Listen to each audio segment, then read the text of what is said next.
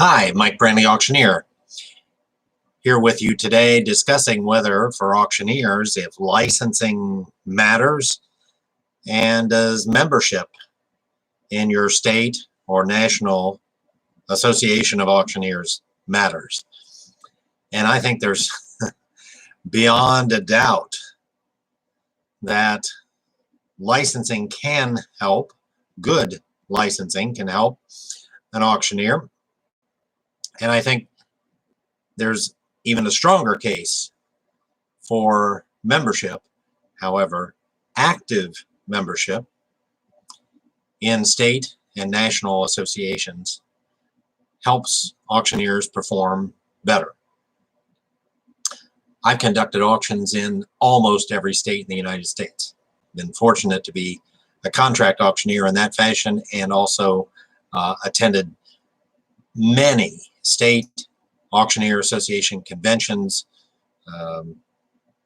conference and shows around the United States for the National Auctioneer Association. And so I've gotten around, talked to auctioneers in almost every state, maintain a lot of contact with auctioneers. I serve as an expert witness in cases where either the auctioneer is having trouble with a buyer or a seller or a property, or seller or buyer is having trouble with an auctioneer. And attorneys look for me to kind of explain the landscape, explain the rules, explain what those parties can rightly expect. And I was asked the other day, I was on a Tennessee Auctioneer Association video, and I was asked, is there any pattern to this type of cases you get involved in? Do you notice anything that suggests there's rhyme or reason to where you get called in and where you do not get called in? And my answer was yes, there is a pattern.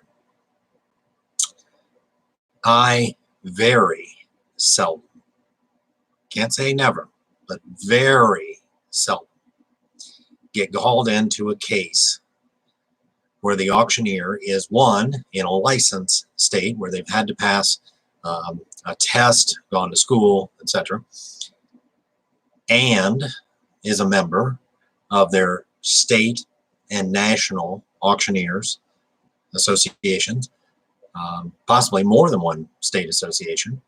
And lastly, to augment the association piece, they're active in the association. They attend the annual events. They run for office. They're on the board of directors. They vote. They're active. They pay attention. The typical auctioneer in the United States that is, one, in a licensed state, not that that's required in probably over half the United States, but in licensed states, they're forced to go to school, generally speaking, and pass a test. And so they have to study, they have to pay attention, might have to take continuing education. So the more study, more looking at the laws, rules, regulations.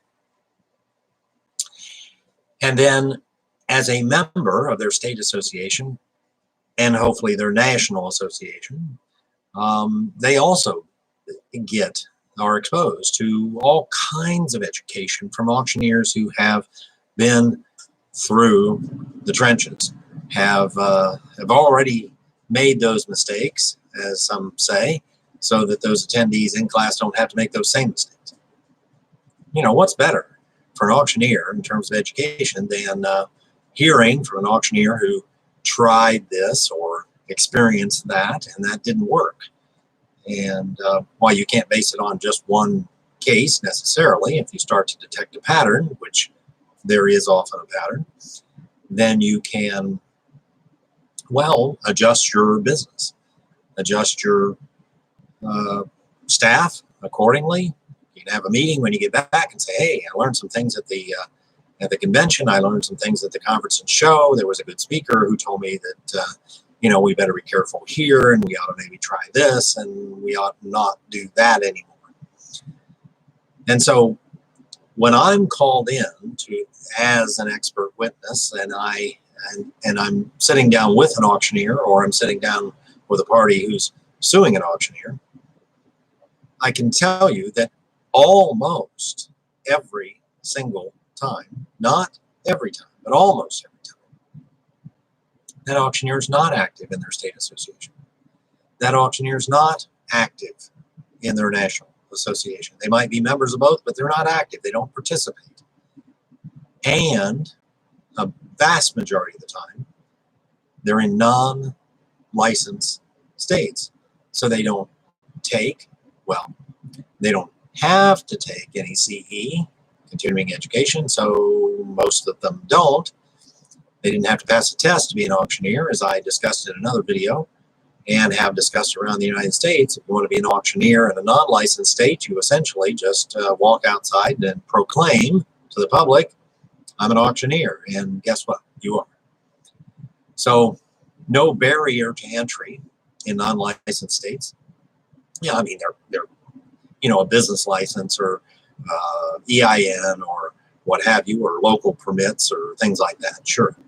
But not the barrier to entry in a licensed state. So does licensing matter from the standpoint of education and continuing education? There's no question it does. And does membership matter? And I feel even more passionate about that answer.